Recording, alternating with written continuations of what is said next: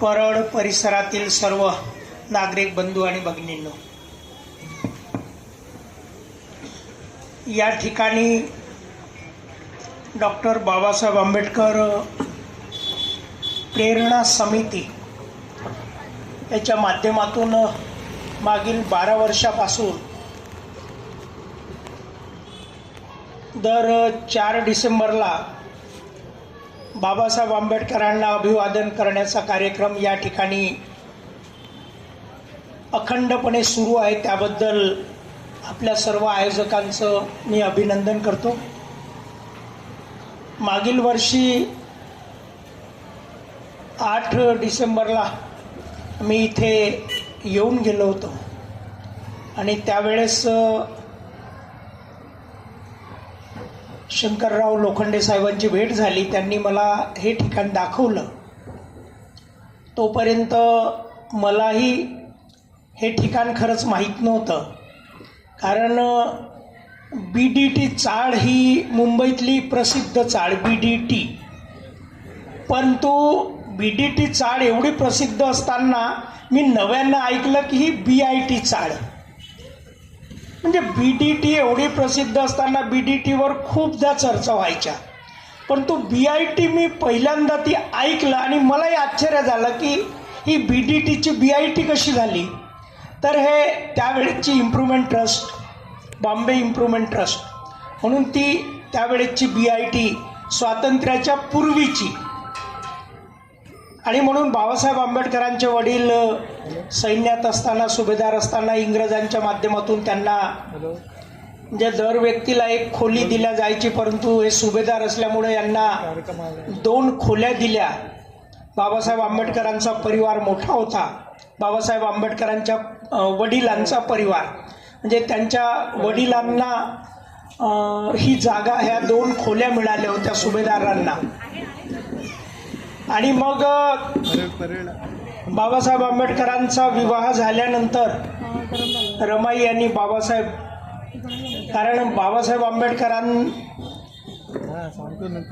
वडील यांना 1912ला हे ठिकाण मिळालं आणि 13ला सुभेदारांचं, बाबासाहेब आंबेडकरांच्या वडिलांचं निधन झालं आणि मग बाबासाहेब आंबेडकरांचा परिवार इथे राहिला, त्यांचे भाऊ वगैरे, त्यांच्या आत्या वगैरे, आणि त्यांना मग त्यानंतर झालेली अनेक मुलं इथे झाली की मरण पावली। त्यांच्या अगदी उमेदीचा काळ म्हणजे अनेक आंदोलनं झाली त्यांच्या जीवनातली, अनेक त्यांनी शिक्षणं घेतली, अनेक डिग्र्या मिळवल्या। ते ठिकाण म्हणजे हे ठिकाण। काही लोक, आताच आमच्या सरांनी तो उल्लेख केला की काही विद्वानांनी तो डबक चाळ वगैरे हा उल्लेख केला, आमच्या लोखंडे सरांनी सांगितलं, परंतु यांनी हे प्रॉपर ठिकाण शोधलं, याचा शोध घेतला आणि या ऐतिहासिक वस्तूचा जेव्हा शोध मिळाला तर सरकारी यंत्रणाही जागी झाली आणि त्यांनी हे राष्ट्रीय स्मारक म्हणून घोषित केलं। त्यानंतर कोविडचा काळ गेला, त्यानंतर मग सरकार बदललं आणि त्यानंतर पुढे जे काही डेव्हलपमेंट, जे विकासाच्या दृष्टिकोनातून स्मारक म्हणून करायला पाहिजे होतं ते काही झालं नाही। हे स्मारक व्हावं या दृष्टिकोनातून ही स्मारक समिती मागील 12-13 वर्षापासून नियमित कार्यरत आहे। हे स्मारक नुसतं बाबासाहेब राहिले म्हणून नव्हे, तर त्यांचा संपूर्ण, ज्याला माणसाला माणूस म्हणून जगण्याचे हक्क अधिकार जे बाबासाहेब आंबेडकरांनी मिळवून दिले, तो काळ संपूर्ण संघर्षाचा काळ इथे गेला। मग ते प्राध्यापक असल्यापासून तर बॅरिस्टर बनेपर्यंत, PhD पर्यंतचं शिक्षण वगैरे, म्हणजे BA पासून तर हे सर्व पुढचं जेवढं काही त्यांनी डिग्र्या मिळवल्या। त्यानंतर मग तो काळाराम मंदिराचा सत्याग्रह असो, आपल्या तो इथला काळाराम मंदिराचा सत्याग्रह आणि तो दुसरा कुठला माडचा चौदार तळ्याचा सत्याग्रह असो, चौदार तळ्याचा सत्याग्रह, मनुस्मृती दहनाचा सत्याग्रह असो, हा सर्व प्रवास, मग त्यानंतरचा राऊंड टेबल कॉन्फरन्स असो की ते सायमन कमिशनच्या व्हिजिट असो, ह्या सर्व मोठमोठ्या ज्या घडामोडी आहेत, म्हणजे राऊंड टेबल कॉन्फरन्समध्ये तर सेकंड इंडिया ऍक्ट, ज्याला दुसरा भारतीय संविधान म्हणतो, 1935ला जे सेकंड इंडिया ऍक्ट बनलं, ज्याची मोठ्या प्रमाणाची प्रतिरूपी 50च्या भारतीय संविधानात दिसतं, तर ते गो बॅक सायमनचे वगैरे जे नारे लागले होते आणि बाबासाहेबांनी सायमन पुढे जी साक्ष दिली, ह्या अनेक मोठमोठ्या घटना बाबासाहेब आंबेडकरांच्या जीवनातल्या ज्या सर्व घडामोडी आहेत त्या या ठिकाणून झाल्या. बाजूला दामोदर हॉल आहे, दामोदर हॉलमधून बाबासाहेबांची पत्रे, सभा, संमेलन, मिटिंगा, त्यांच्यासोबत असलेली ही जी मंडळी होती आंदोलनातली, सर्व बसायचे. आता ते ऐतिहासिक दामोदर हॉल आता सध्या काही त्याचं जीर्णोद्धार सुरू आहे, त्याला काही जोशी नाव दिलं, ते नामकरणही चेंज झालं आहे. समोर नरे पार्क आहे, म्हणजे बाबासाहेब आंबेडकरांच्या अनेक जीवनातल्या घटना ह्या नरे पार्कवर अनेक सभा संमेलनं झालीत. हा सर्व पुन्हा आपण रमाईच्या बाबत, आता इथं महिलाही आहेत, रमाईच्या जीवनातल्या खूप घडामोडी आपण सांगतो. मग ते गोवऱ्या वेचण्यापासून तर अनेक सांगतो ना आपण, की बाबासाहेब विदेशात शिकत असताना त्यांना आपलं कुटुंब चालवायला काय काय करावं लागलं, किती मेहनत करावं लागली. हा सर्व संघर्षाचा काळ इथे होता. त्यानंतरचं राजगृह सर्वांना माहिती आहे, राजगृहात 34ला गेले आणि 35ला रमाईचं निधन झालं. परंतु 34 पर्यंत या ठिकाणी जे 22 वर्ष म्हणजे संपूर्ण त्यांच्या हयातीतला म्हणजे मेन जो काही आंदोलनात्मक किंवा जो डेव्हलपमेंट विकासाचा जो काळ होता तो इथं गेला. आणि म्हणून या ठिकाणाला एक वेगळं आगळं महत्व आहे. या ठिकाणाला राष्ट्रीय स्मारक घोषित शासनाने केलं आहे, परंतु त्या शासनाने घोषित केलं, आता हे शासन नवीन आलं. आता नवीन शासन फुले शाहू आंबेडकरांचा, बहुजन समाजाचा, म्हणजे जेव्हा ओबीसींची गणना करायला मागे पुढे पाहते, जिथे जनावरांची गणना करतात हे लोक, शासनातले लोक, ओबीसींची अजूनही गणना करत नाही, जात गणना करत नाही, त्यांचं आता सरकार आहे. आणि महापुरुषांच्या तर विरोधात वागणार आहे, कारण त्यांना तर मनुस्मृतीचं राज्य पाहिजे. आम्हाला जे माणूस म्हणून जो जगण्याचा अधिकार ज्या संविधानानं दिला ते संविधान नाकारणारी मंडळी आहे. परंतु आपण मानवतावादी लोक आहोत. आपण तथागताला मानतो, बाबासाहेब आंबेडकरांना मानतो, फुलेला, शाहूला मानतो, शिवाजींना मानतो. तर ही सर्व समतावादी मंडळी होती, ही सर्व मानवतावादी मंडळी होती. म्हणून आपण अपेक्षा करूया की हेही काहीतरी चांगलं करतील. आणि म्हणून मग यांच्याकडूनही आपण अपेक्षा करू, जी काही आपली नियोजन असेल स्मारक समितीच्या माध्यमातून याला राष्ट्रीय स्मारक घोषित करण्यासाठी शासनाने ठरवलं. काल परवाची तुम्हाला माहिती असेल, सुप्रीम कोर्टात आता किती वर्ष झाले, आता म्हणजे स्वातंत्र्य मिळून सुवर्ण महोत्सवी वर्ष आहे, म्हणजे 75वा अमृत महोत्सवी वर्ष सुरू आहे. भारताचं संविधान ज्या सुप्रीम कोर्टात लागते, सुप्रीम कोर्ट हे भारताचं संविधानावरचं अमेंडमेंट म्हणजे कसं चालायचं त्याची व्याख्या करते. त्या सुप्रीम कोर्टात आजपर्यंत बाबासाहेबांचा पुतळा नव्हता.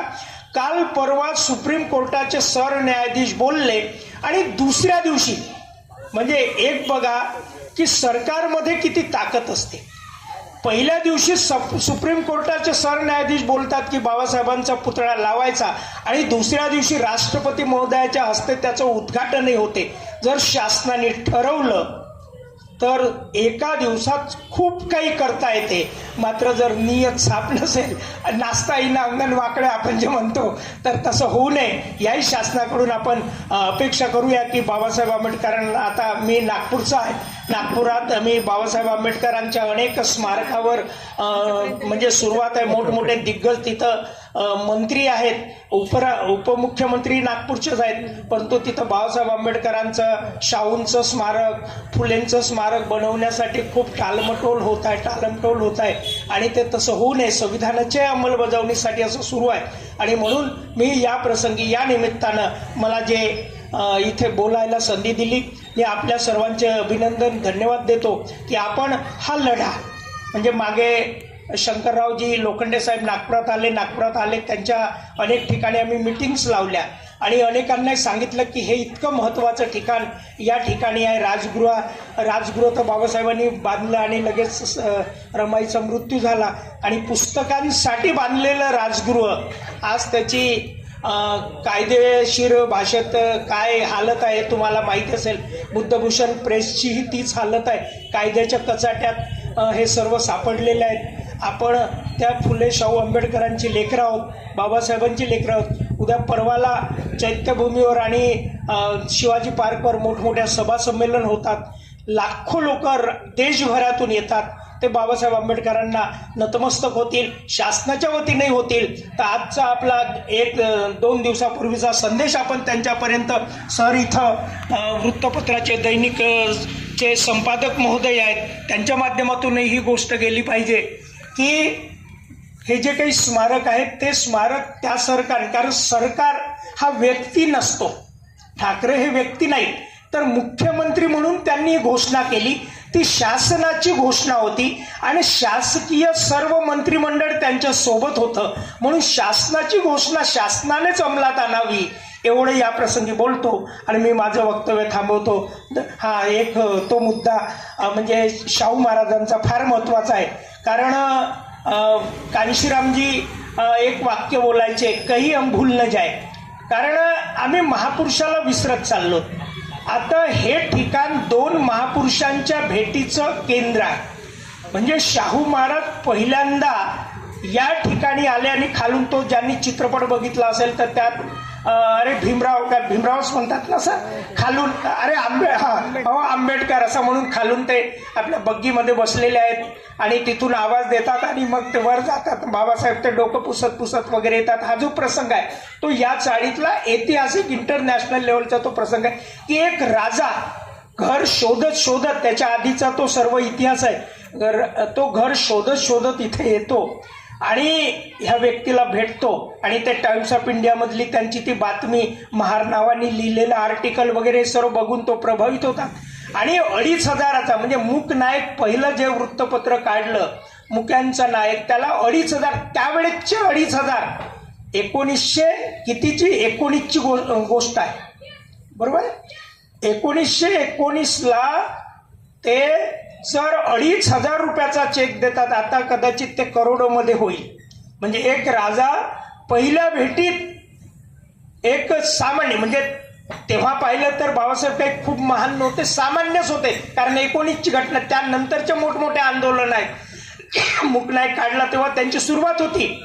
ते फक्त एवढंच की ते शिकले होते आणि त्यांचं एक नाव झालं होतं. त्यांना माहित होतं की हा या महार समाजातला एक मोठा शिकलेला विद्वान आहे म्हणून, आणि त्यांना ते मदत करतात. आणि त्यानंतर मग मूकनायक पासून तर मग त्यांची अनेक वृत्तपत्र निघाली. आता शासनाच्या वतीनं ते साहित्य बाहेर येत आहे. तर ह्या 2 राजांची जी भेट आहे ती फार महत्त्वाची आहे.